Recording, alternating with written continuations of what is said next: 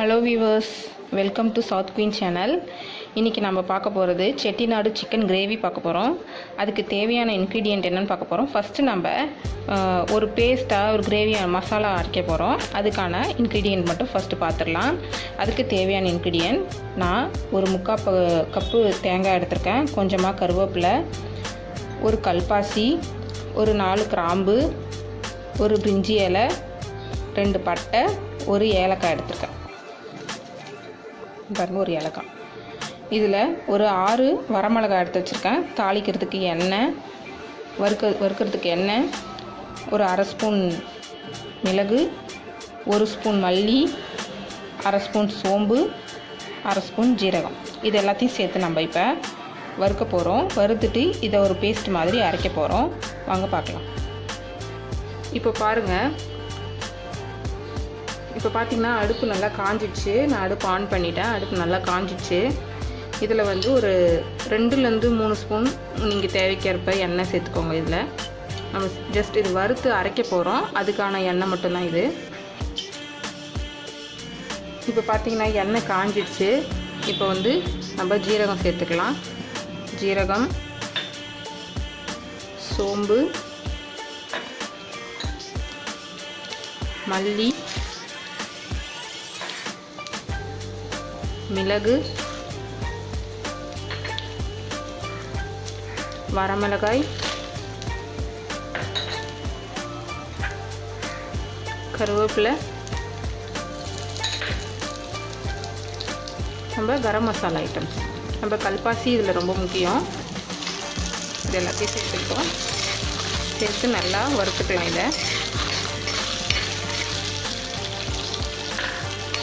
நல்ல ஒரு ஃப்ளேவர் வரும் இதில் நம்ம வறுக்கும் போது.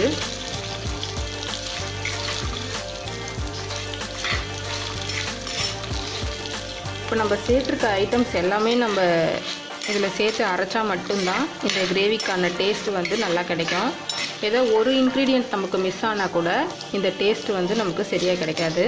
அதனால் இது எல்லா இன்க்ரீடியண்ட்டும் இருக்கிற மாதிரி நீங்கள் பார்த்துக்கோங்க. இப்போ இதில் நம்ம தேங்காயும் சேர்த்துக்கலாம்.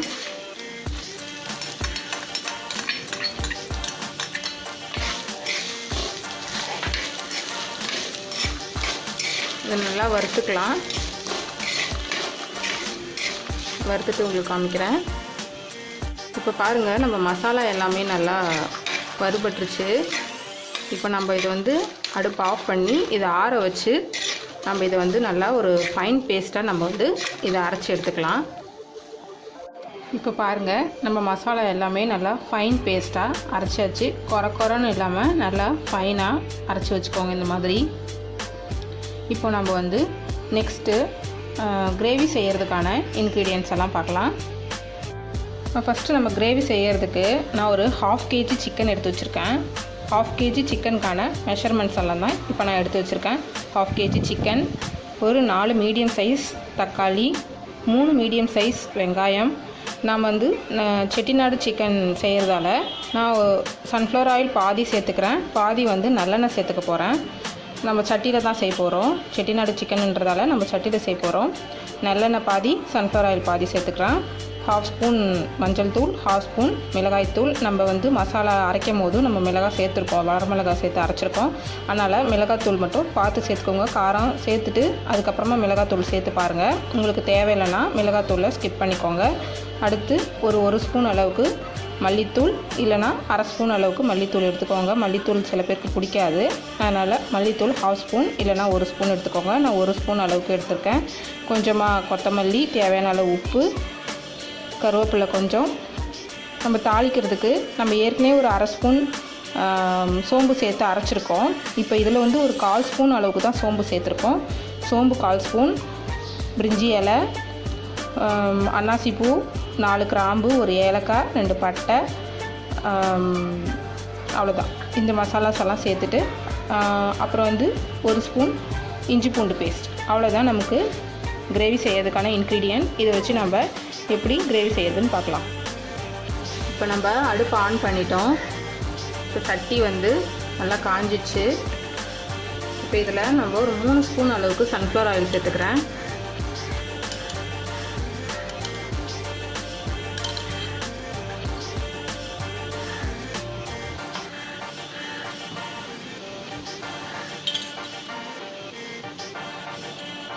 ஒரு 3 ஸ்பூன் அளவுக்கு நல்லெண்ணெய் சேர்த்துக்கலாம்.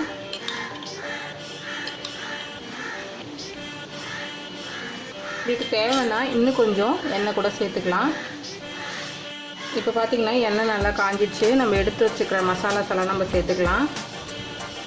மராட்டி முக்கு, அன்னாசி பூ, பட்டை, கிராம்பு, ஏலக்காய், 1/2 ஸ்பூன் சோம்பு.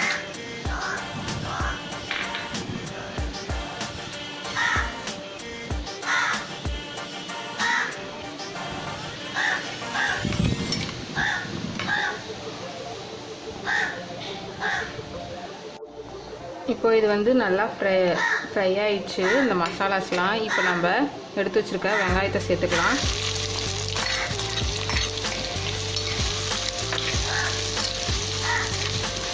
வெங்காயம் நல்லா வதங்கணும். இப்போது கருவேப்பிலை சேர்த்துக்கலாம்.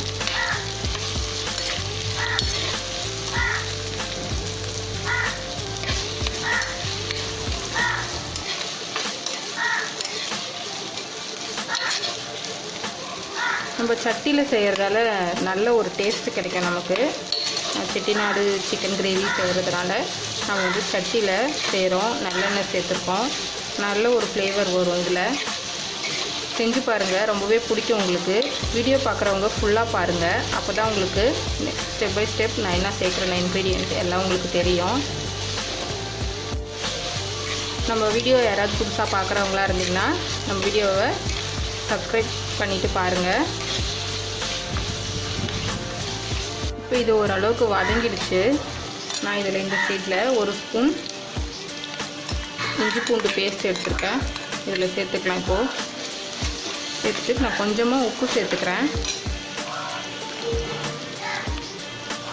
லாஸ்ட்டில் கொஞ்சம் சேர்த்துக்கலாம் சிக்கன்லாம் சேர்த்ததுக்கப்புறம். இது இந்த பச்சை வாசனை போகட்டும். இஞ்சி பூண்டு பேஸ்ட்டும் இந்த வெங்காயமும் நல்லா வதங்கட்டும். வதங்கினதுக்கப்புறம் நம்ம தக்காளி சேர்க்க போகிறோம்.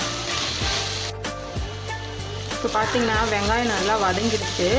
நம்ம இஞ்சி பூண்டு பேஸ்ட்டோட ரா ஸ்மெல்லும் போயிடுச்சு. இப்போ நம்ம எடுத்து வச்சுருக்கிற தக்காளியை சேர்த்துக்கலாம். இந்த தக்காளியும் இதோட சேர்ந்து நல்லா வதங்கி வரட்டும். வதங்கினதுக்கப்புறம் நம்ம மசாலா ஆட் பண்ணலாம். இது நல்லா வதங்கின பிறகு பார்க்கலாம். இப்போ நம்ம வெங்காயம் தக்காளி எல்லாம் நல்லா வதங்கிடுச்சு. இப்போ நம்ம வந்து மசாலா ஐட்டம் சேர்த்துக்கலாம். மல்லித்தூள், மஞ்சள் தூள், காரத்தூள், இது எல்லாத்தையும் நம்ம ஒரு தடவை மிக்ஸ் பண்ணி விட்டுக்கலாம். நான் இன்றைக்கி சட்டியில் செய்கிறேன். சட்டி இல்லைன்னா நீங்கள் யூஸ்வலாக உங்கள் வீட்டில் சிக்கன் கிரேவிலாம் எந்த பாத்திரத்தில் செய்வீங்களோ அதே பாத்திரத்துலேயே செய்யுங்க. நான் கொஞ்சம் ட்ரெடிஷ்னலாக இருக்கட்டும் தான் நான் சட்டியில் செய்கிறேன். இப்போ இது நல்லா மிக்ஸ் ஆகிடுச்சு. ஒரு 2 தடவை இப்படி வதக்கி விட்டால் போதும். ரொம்ப வதக்கணும்னு தேவையில்லை. மசாலாஸ் கொஞ்சம் அந்த இதோட மிக்ஸ் ஆகிறதுக்காக தான் நம்ம ஃபஸ்ட்டு சேர்த்துட்டோம். இப்போ நம்ம இதில் 1/2 kg சிக்கன் எடுத்து வச்சுருக்கோம்ல, அதை இதை சேர்த்துக்கலாம். இப்போ நம்மளோட சிக்கனை இதில் சேர்த்துக்கலாம். சேர்த்துட்டு நல்லா மிக்ஸ் பண்ணி விட்டுக்கோங்க. மிக்ஸ் பண்ணி விட்டுட்டு எப்பயுமே சிக்கன் செய்யும்போது உடனே தண்ணி ஊற்றிடாதீங்க. அதோட கிரேவியெல்லாம் அதில் ஏறாதப்புறம் நல்லா மிக்ஸ் பண்ணி கொஞ்சம் நேரம் விட்டுட்டு அதுக்கப்புறமா உங்களுக்கு தேவையான தண்ணியை அதில் ஊற்றுங்க. கொஞ்சம் நேரம் ஆகட்டும். அதுக்கப்புறமா நம்ம தண்ணி ஊற்றலாம். ஏன்னா சிக்கனும் கொஞ்சம் தண்ணி விடும். அதனால் பார்த்து சேர்த்துக்கோங்க. உங்கள் கிரேவிக்கு எவ்வளோ தேவையோ அதுக்கேற்ற மாதிரி ஊற்றிக்கோங்க. கொஞ்ச நேரம் வெயிட் பண்ணலாம். இது நல்லா அதாவது இந்த சிக்கனோட அந்த மசாலாஸ் ஏறுறதுக்காக கொஞ்சம் நேரம் வெயிட் பண்ணலாம். இப்போ நம்ம ஏற்கனவே வெங்காயம் தக்காளி வதக்கும் போது நம்ம கொஞ்சம் தான் சால்ட் சேர்த்தோம். அதனால் மீதி சால்ட்டை இந்த ஸ்டேஜில் நம்ம சேர்த்தி இந்த மசாலா ஐட்டம்ஸ் அதில் ஏறதுக்காக இப்போ நம்ம சேர்த்து கொஞ்சம் நேரம் வெயிட் பண்ணலாம். நல்லா மிக்ஸ் பண்ணிவிட்டு கொஞ்சம் நேரம் வெயிட் பண்ணலாம்.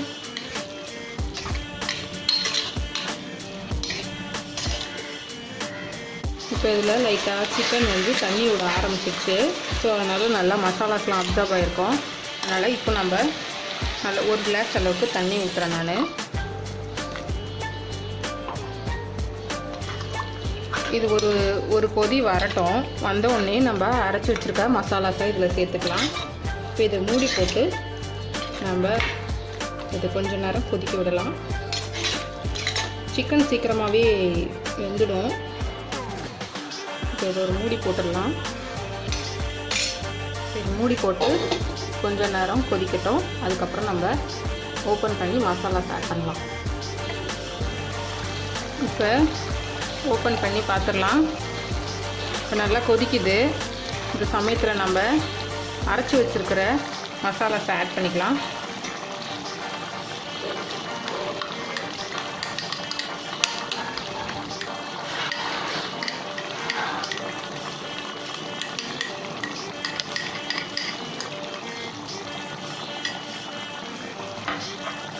இப்போ இந்த மசாலாவோட இந்த கிரேவி வந்து நல்லா மிக்ஸ் ஆகி வரணும்.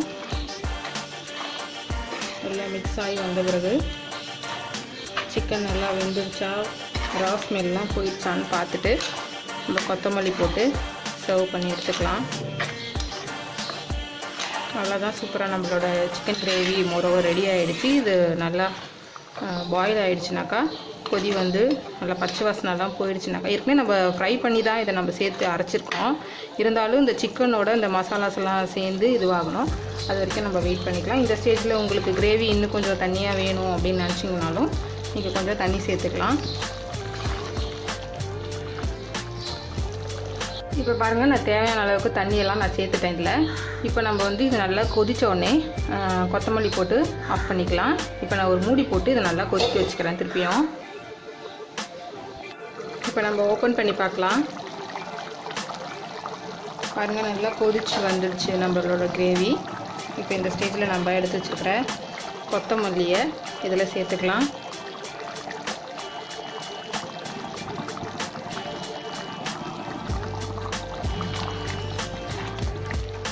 கிரேவி முடிஞ்சிருச்சு. நம்ம அடுப்பு ஆஃப் பண்ணிக்கலாம்.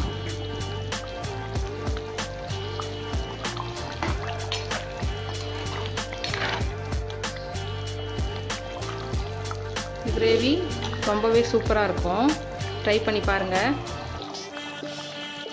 நான் உங்களுக்கு இப்போ சர்வ் பண்ணிவிட்டு காட்டுறேன். இப்போ பாருங்கள், நம்மளோட கிரேவி சூப்பராக ரெடி ஆகிடுச்சு. நம்ம அரைச்சி விட்டு செஞ்சோம். நல்லா காரசாரமாக இருக்கும். நான் சொன்ன இன்க்ரீடியண்ட்டில் குவான்டிட்டியில் செஞ்சு பாருங்கள். ரொம்ப சூப்பராக இருக்கும்.